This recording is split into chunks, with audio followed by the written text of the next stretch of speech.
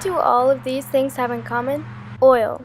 The U.S. has a big car culture. As you can see, there are many car dealerships. America runs on cars because it enables people to go wherever they want, which is necessary in the suburbs of Chicago. New Trier, being a public school for many large suburbs, has a lot of students and enrollment. But during World War II, the student population had some drastic changes because of the Great Depression and when the soldiers came home from fighting World War II. But first, we have to take a step back in time. Soldiers came home after World War II and wanted to settle down in the suburbs. This was known as the baby boom because of the increase of kids. The suburbs were built around roads and having a car was necessary to get places. The Federal Aid Highway Act was passed and the making of interstate highways started. Following this, the population went down in 1970 because of the economy and how expensive it got to live and pay taxes. New Trier enrollment rates show us an example of World War II and how it affected the suburbs. The end of World War II was also the beginning of a long chain of history that would connect many moments and would recircle back to the idea of U.S. car culture. It all started at the end of World War II, when the Potsdam Conference was held in Germany, where the Allies decided the fate of the end of World War II. They made an ultimatum for Japan, saying that they had to surrender or they would face nuclear bombs. Russia wanted to invade Japan, but the U.S. bombed Japan first. The Japanese people and Emperor Hirohito did not accept this ultimatum. So, on August 6, 1945, the U.S. dropped a nuclear bomb on Hiroshima, then 3 days later on Nagasaki. This resulted in a Japanese surrender. The bombing of Japan gave an opportunity for the Soviet Union to grow their sphere of influence. Karl Marx and Friedrich Engels were German philosophers. They saw the idea of utopians as unrealistic and formed a new theory called scientific socialism.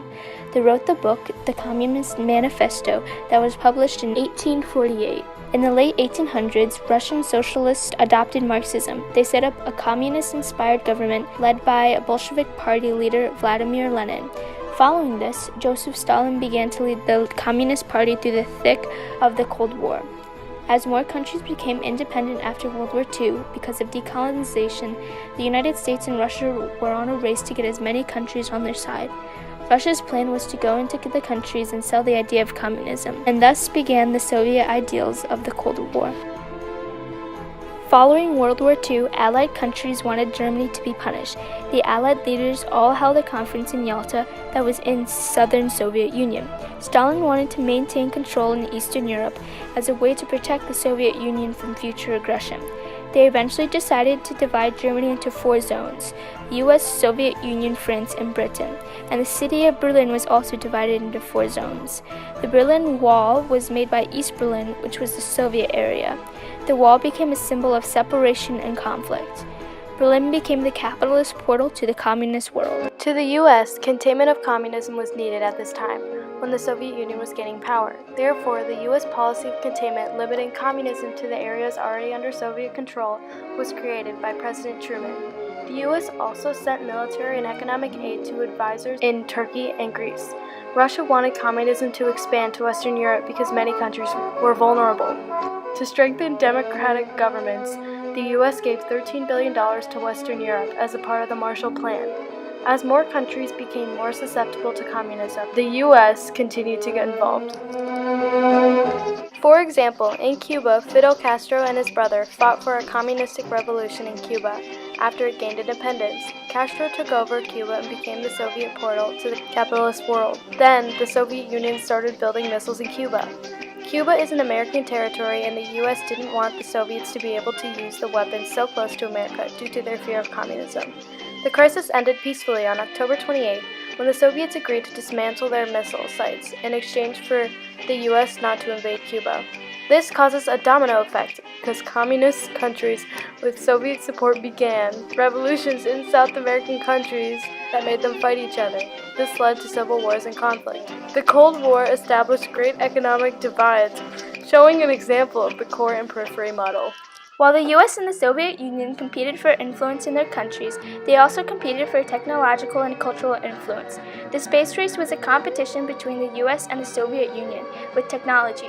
Their goal was to expand their spheres of influence and reach the moon. The U.S. was the first to successfully land on the moon in the 1960s. Many other cultural aspects, as well as sports, like in the Olympics, were included in the Soviet and U.S. competition. European countries were occupied and motivated in competition for capitalist and communist beliefs, so a lot of countries deserted their functioning colonies. They decolonized them, which left many people groups in trouble. All African colonies depended on European countries to survive. When they left, there were many challenges including borders because it was unorganized, power vacuum because leaders were not trusted or followed, infrastructure because there was no upkeep, brain drain because the educated left, and dependency. The Cold War additionally prolonged these conflicts. Another country that was colonized was India. It gained its independence from Britain when Gandhi started an independence movement before World War II to free India from the British and to end the caste system. B.R. Ambedkar wrote the Indian Constitution as well, even as he was born as an untouchable. After independence, India began to divide into its cultural beliefs: Hindu, Muslim, and Buddhist. This led to conflict. The Muslim groups of India formed what is now called Pakistan, which in the process involved many wars. The Cold War initiated these conflicts as well as prolonged them, so the countries suffered the consequences. Decolonized nations had a population increase, and the U.S. decided to figure out a way to feed the new population struggling with poverty. And so, a set of technology initiatives happened in the 50s and 60s to feed countries like India, Pakistan, the Philippines, and other developing nations. The U.S. became dependent on oil for the fertilizer and machinery that helped feed the 300 million people, but a green revolution was made when agriculture became an important resource as the U.S. tried to contain communism as well as combat the population increase. The communist domino effect then moved to Indochina and other Asian countries. The U.S. decided to step in because their goal was to contain communism due to the policy of containment.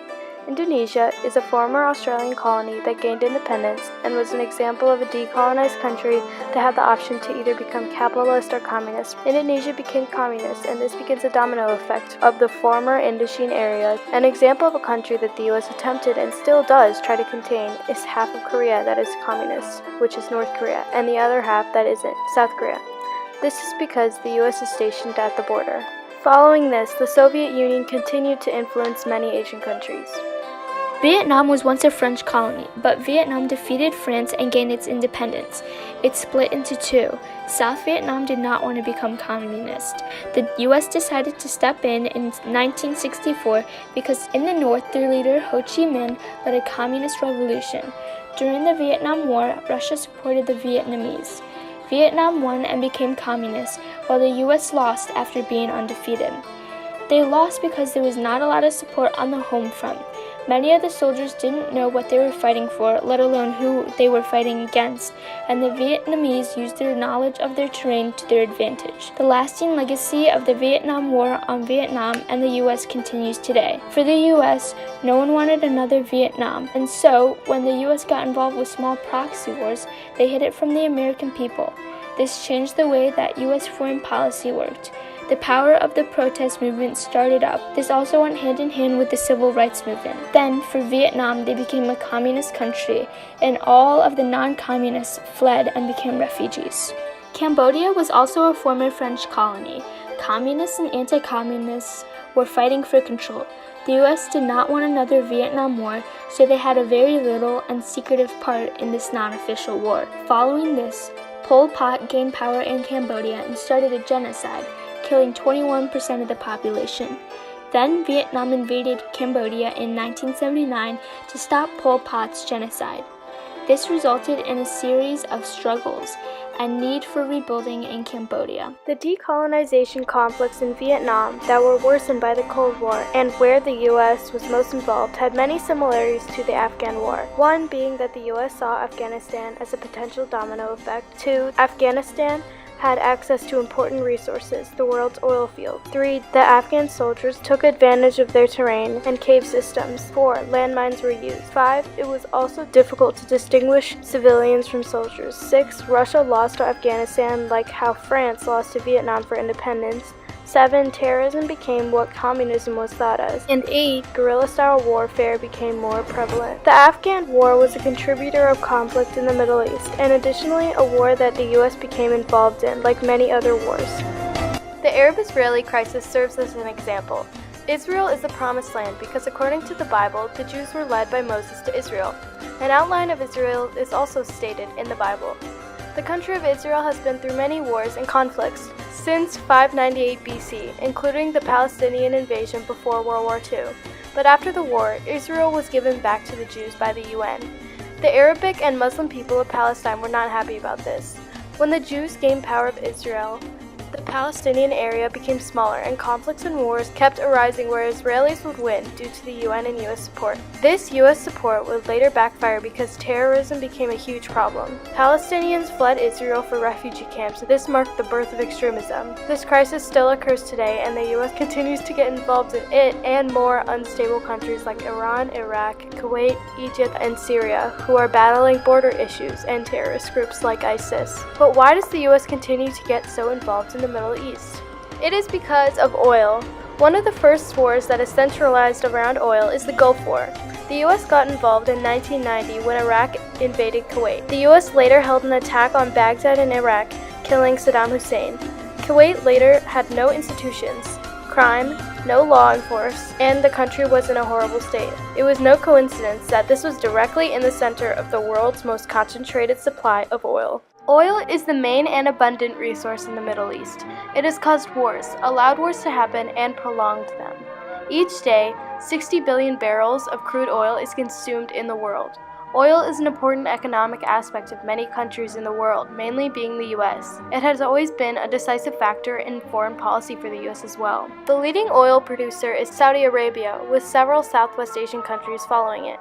In the past 20 years, energy dependency has increased all over the world, with prominent countries like China. In the US, oil is what allows for such a monstrous car culture. Additionally, agriculture and almost all everyday objects use oil from the Middle East to produce. The US alone uses 25% of the world's oil. Since no new oil fields exist, the US will eventually deplete all of the supply at this intense rate. The influence of the general US fuel culture creates a world with 7.4 billion people on it who are utterly dependent on the regimes of the Middle East. This explains the US involvement and dependency in the Middle East, and how oil has connected several points in a long timeline of history that all revert back to car culture and oil. The end.